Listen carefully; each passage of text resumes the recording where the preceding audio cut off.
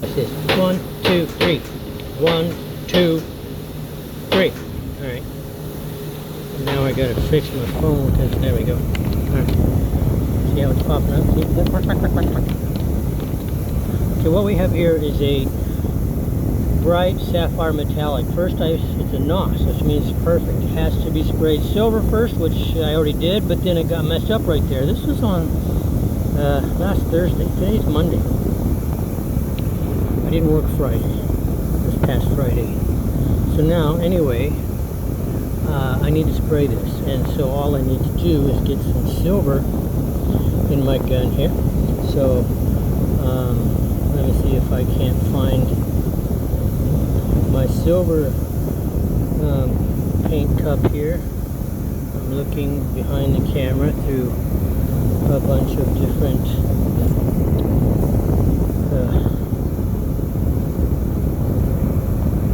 things, and I can't find my silver. Can't find it.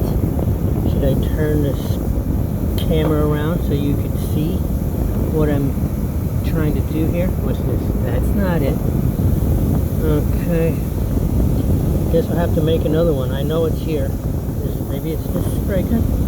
It is. Okay, I'm an idiot. So I found my silver. Dun, dun, dun, dun, dun, dun, dun. Here it is. In this spray gun. It was there the whole time. Okay, turn it up a little bit. Check my fan. Okay, since this is already sprayed silver, and all I'm doing is fixing these damaged areas, before I shoot the transparent blue over it, I had sanded a little contamination out right there, so there was some sanding marks. I just had to cover those. Now this area here, so I'll just fog some paint on there, make sure that it's okay. I think when it was wet and I painted it initially, there was, I don't know if I touched it while it was wet or what. I forgot what happened, but anyway, it looks good now that I sanded out the problem area, and now I just fogged in some color there. And in here, I had an issue, so I sanded that area. Now I'm going to just dust some silver in there, like that.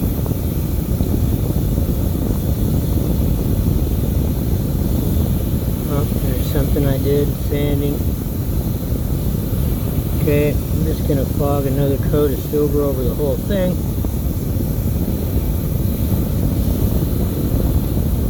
There we go. Now, let me examine it. Looks good. It looks good. The back, this side, the bottom. That looks great inside the horns. Alright, we're looking good. Now, what I need to do is find my sapphire blue, which I just did 4 seconds ago. Put it, change it out. I had in there paisley. I was doing a paisley before.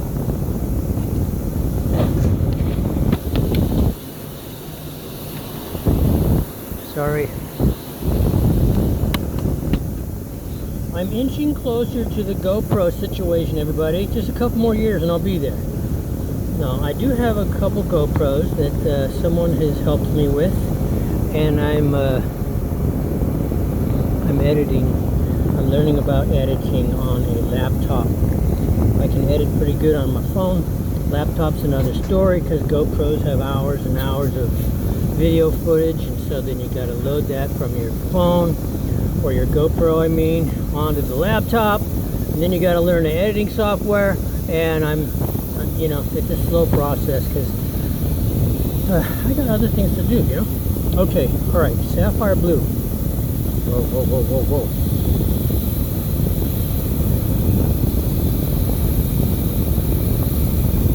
Okay, alright. Turn my fan down because I'm going to shoot it from farther away. And we're shooting it from farther away. A narrow fan will expand as it goes farther. Does that make sense?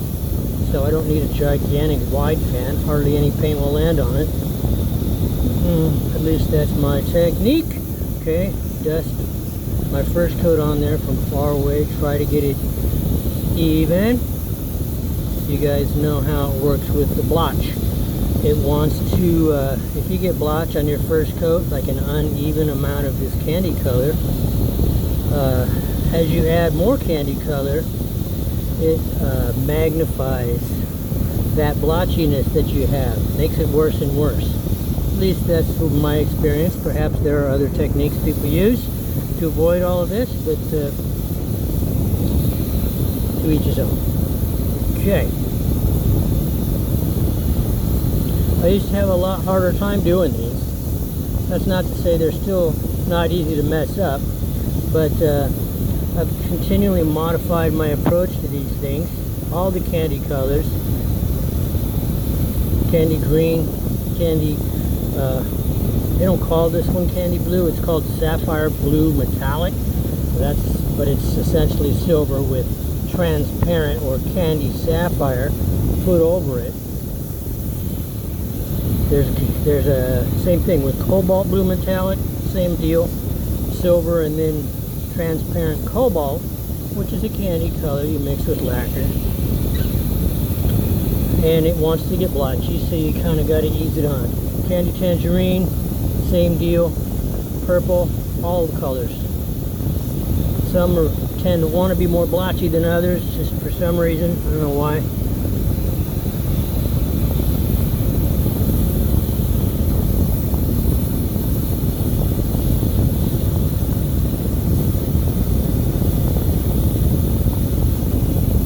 I've mentioned it before, but sapphire candy, what you see here, is a little more blue-green. It's not green, but you know, compared to cobalt, cobalt is blue-red, kind of purpley. Like if you load up a bunch of cobalt, it'll start to go purple on you. This will never go green. You know, you could power through a bunch of it, it will never look green. But compared to cobalt, it's greenish. Okay.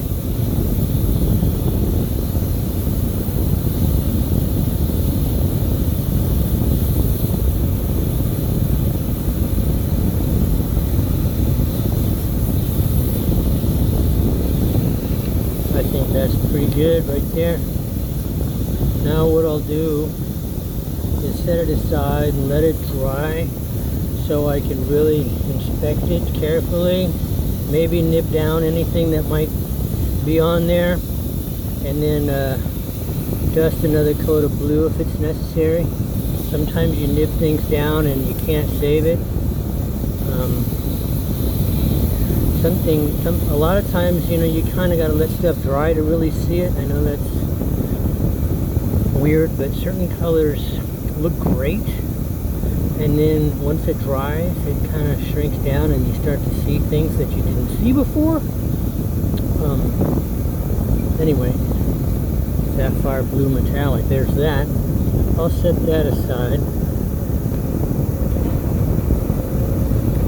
What do I have? What is this? This is, I got another one, Midnight Wine Burst. I've done one of those. I could do that. This is the signature model for Robin Trower. This gets a urethane top coat. So, I'm feeling it because I can feel a little something right there. This also was sprayed silver on last Thursday.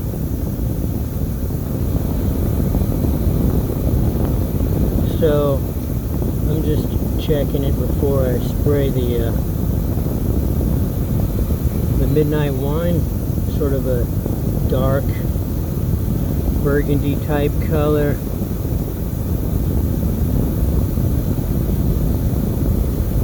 Might as well just kind of nip the whole thing down, fog a fresh coat of silver on there. That's what I'll do. This one gets a burst with the same color. The sides and a burst area get really heavy spray with this Midnight Wine color, which I'm looking for now. Is it this? Is this it? Sometimes Bing Cherry The midnight wine looked the same inside of a spray cup, but I know I haven't done Bing Cherry in a million years, so I don't think that's Bing Cherry. Midnight wine, that's, oh wait, here's one that says midnight wine. Maybe this is it. M&W, midnight wine. Okay, but I can't just start going with this till I fog out my silver on there. Can you see that? Look, I don't know if my camera's aiming the right way or not for that. I had to zoom it out. Oh, wait, sorry for slamming that. Let me find my silver gun. Whoop, here it is. Okay, let me get that out of your field of view. Okay. All right.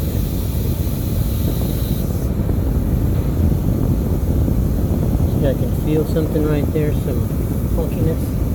You can even see it. Looks like I leaned into it with my suit here while it was wet. Has that certain pattern to it that I've seen before when I lean into something when it's wet.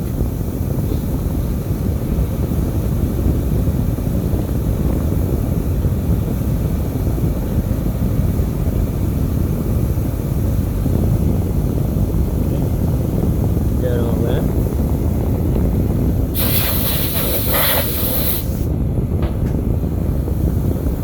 Wipe it down.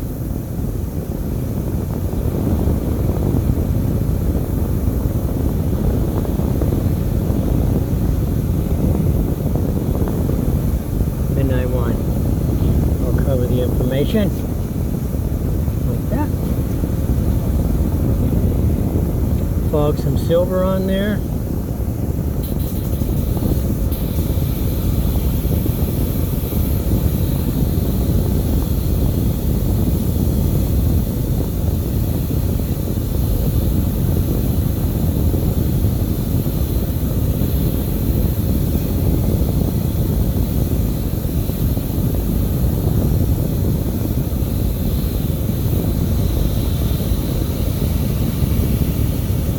Face looks good. I see a little right here, a little sanding mark still. Put another little fog coat right there. Look at the side, look at the horn, the back. Okay, that all looks good. Player side, the bottom. Okay, let me just hold it like this. Sometimes the lighting makes it hard to see little imperfections if you keep it on that spinner. Okay. Bottom looks good. Okay, I think we're in business with this one. Now I do these in 2 stages because I tend to make runs on these.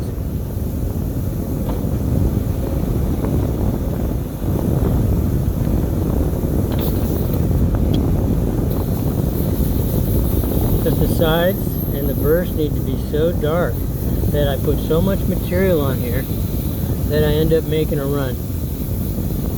So I'll do it in 2 steps.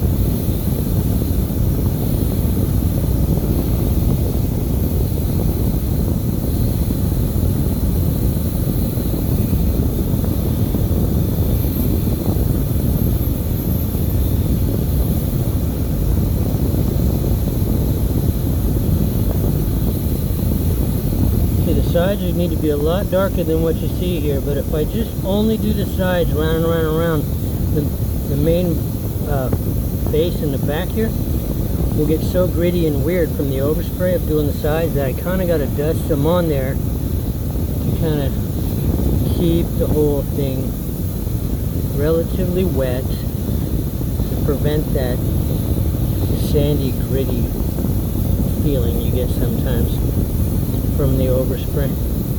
Okay.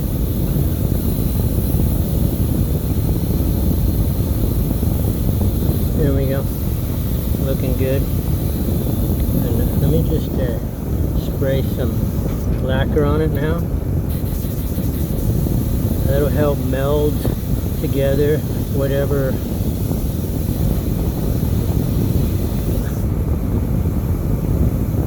overspray and whatnot there is here on the face, so it'll just be smooth and flat.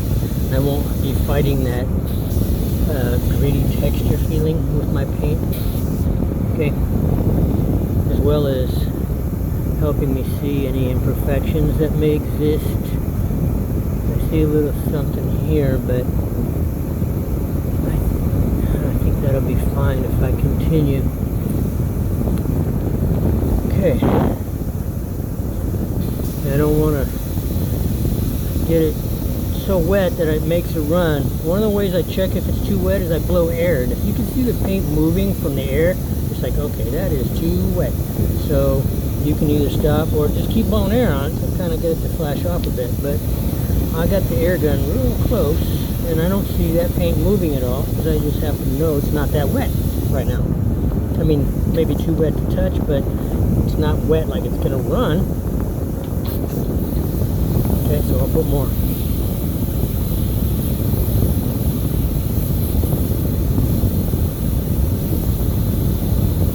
A little more deliberate now.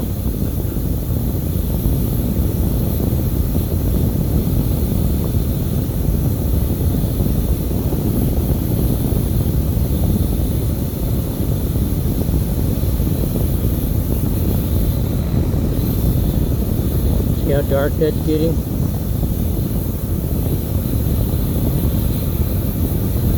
Okay, now I'll just do a light fog on the back, kind of even it up, light fog on the face, just to kind of keep it, prevent the blotch, because if you're only doing the sides, all that overspray is getting on the faces and the back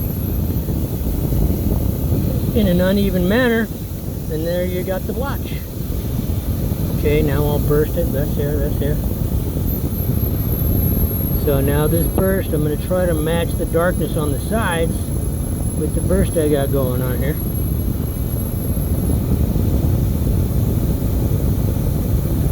But it's all the same paint, so if it's slightly off a little bit, you'll never notice, because it's the same color. Your brain will just make it all work together.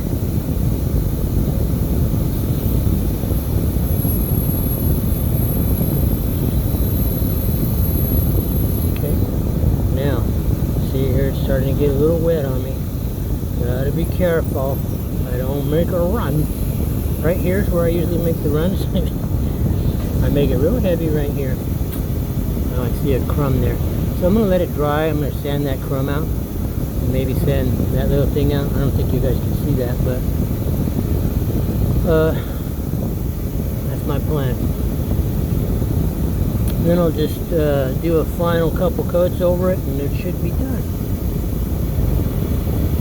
Alright, man.